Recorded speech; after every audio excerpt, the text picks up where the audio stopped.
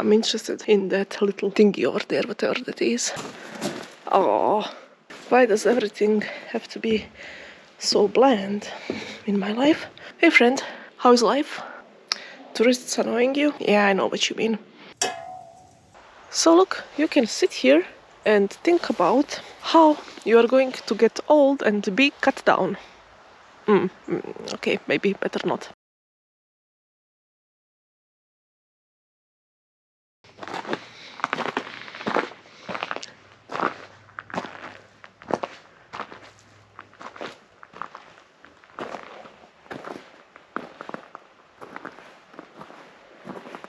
Today I'm not on a hill fort, but an actual castle from the medieval times. But of course, you know how it goes. Oh, there's some birdie there. Let me check the view.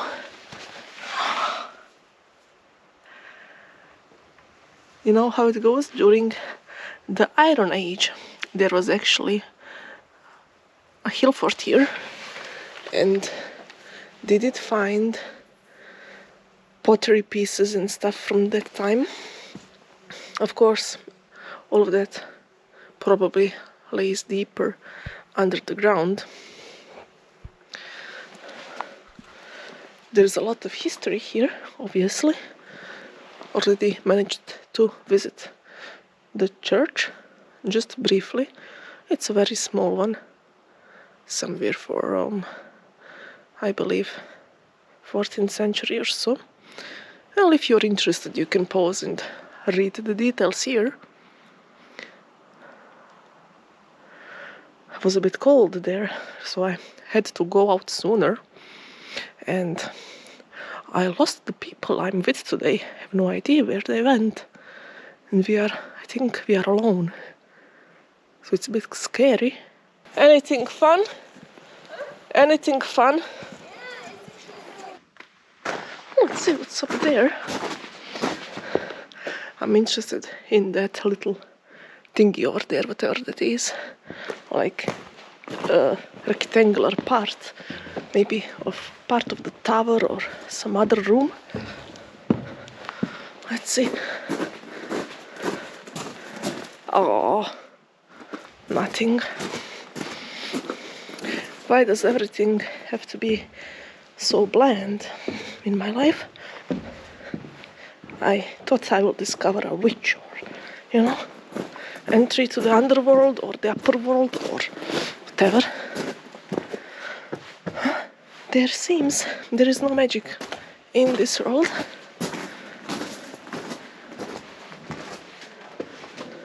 What the? Well, you do feel like somebody else is standing there. Okay, everything's good. Hey friend, how is life? Tourists annoying you? Yeah, I know what you mean. Every year is the same thing, isn't it? Hang on in there. At least you have armor. I don't. It would be nice to know where am I going exactly. But hey, how is that different from any time of my day? Oh, hello again.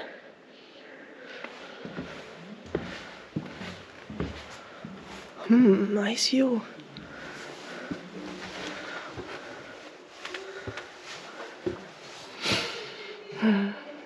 You can see why the position was good for the castle. Well, why obviously majority of castles in the hilltops. Colors are beautiful. You can really smell. Well, you cannot smell the colors exactly. That would be a bit weird, but some people can do that. Here, people. I should get my weapons ready. Hey, friend. We need to defend this place. We need to defend it right away. People are coming.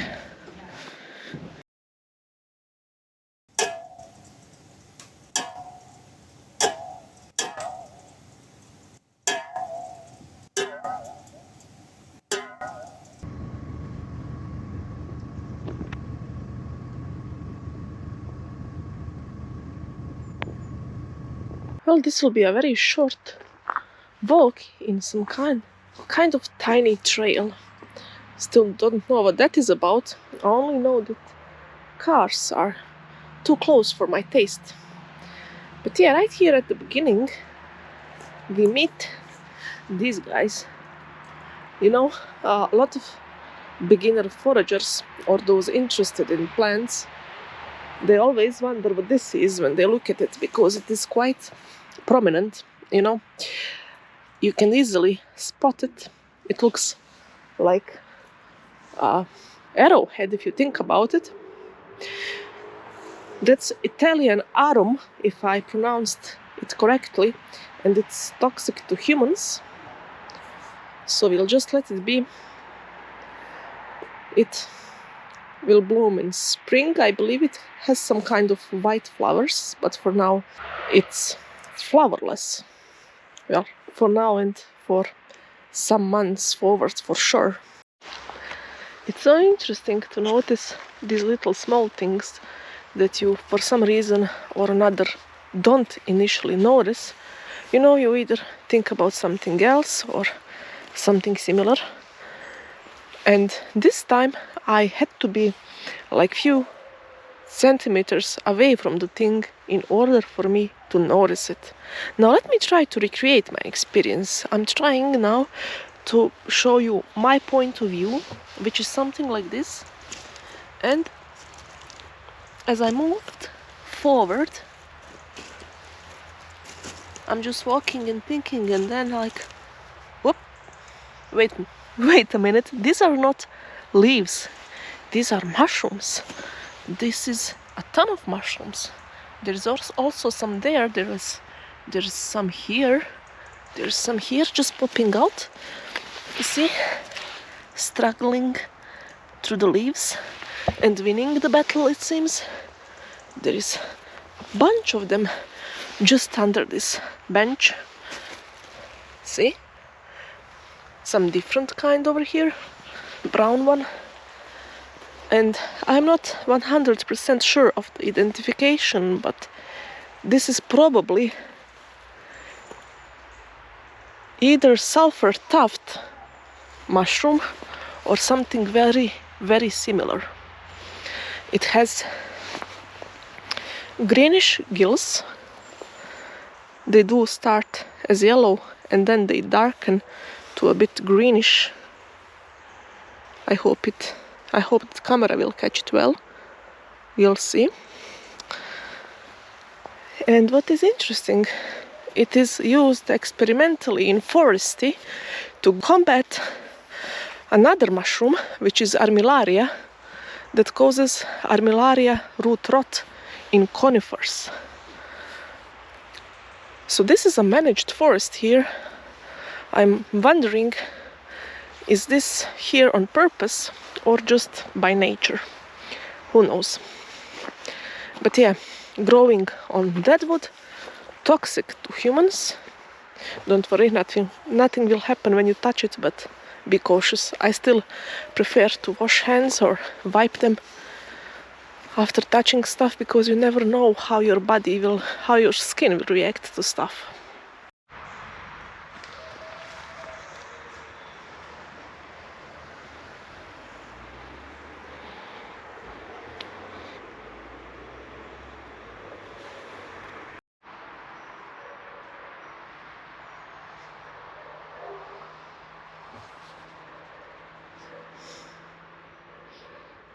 Well, a lot of dogs are barking. I hope I won't be eaten alive here. And it's getting worse. Interesting. And it's getting much worse. I have no idea what's going on there.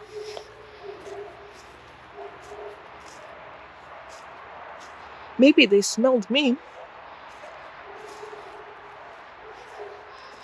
And they are like, I usually just smell squirrels and blackbirds.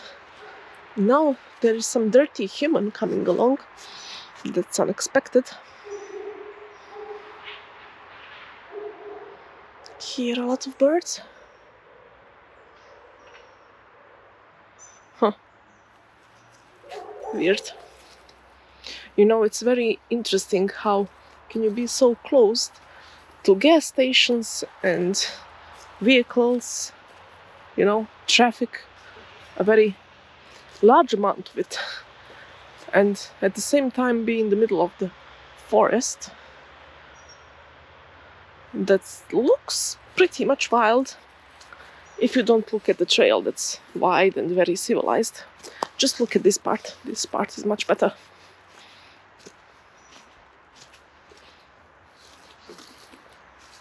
It is Sunday today, and you know, on Sundays it is always very risky to go anywhere because of the hunters. And usually you have to have reflective clothes, orange bright clothes, so you can be easily spotted and not mistaken for an animal. I don't know if that works well though, because hunters are known to be drinkers, and when you drink and shoot, you can shoot pretty much anything. But okay, let's not stick to stereotypes, but sometimes it happens.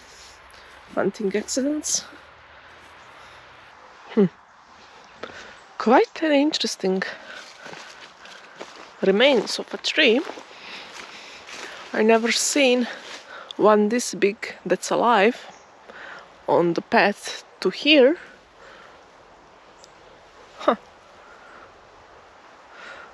So look, you can sit here and think about how you are going to get old and be cut down. Okay, maybe better not. I know, you can think of some brighter topics, like the spring will come and this tree will be green again and stuff. It's just me, I'm dark sometimes, don't mind me. I don't mean to put you in the bad mood. It's so interesting.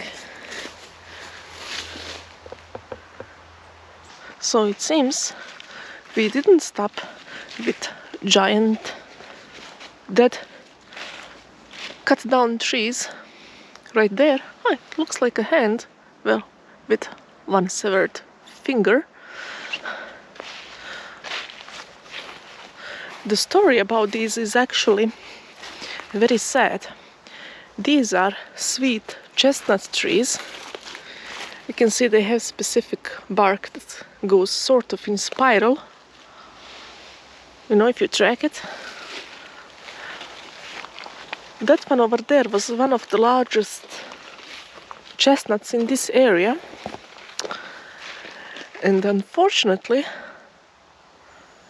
there is a kind of, I believe, it's a wasp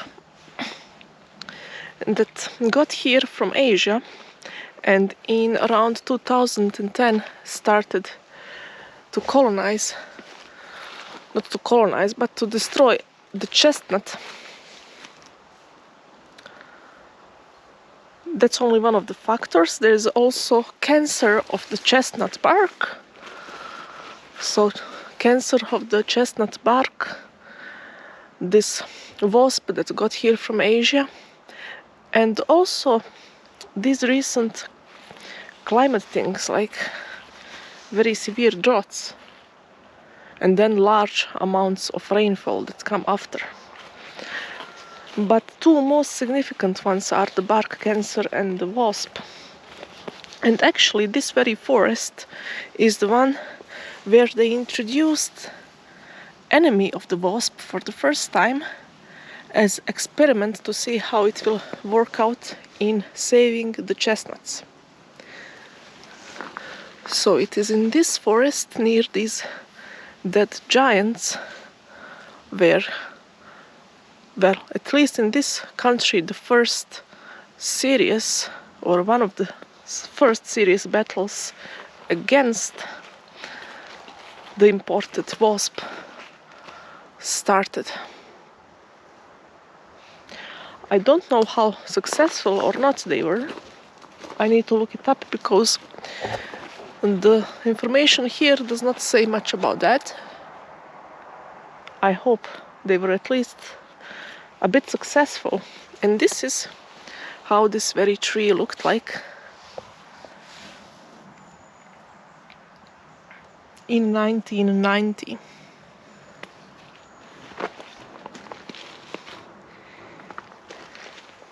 Let's see, there's still branches coming out of it and trying to live.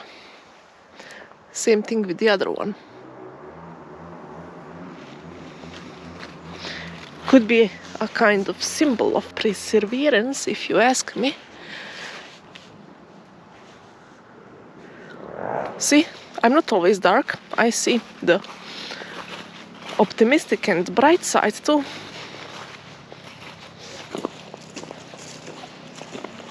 It's very pleasant to walk in these woods.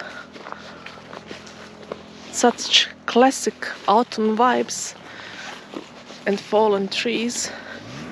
Fallen leaves, I mean, not fallen trees. Yeah, trees are on my mind, it seems, still. Well, better keep going before I speak out any more nonsense.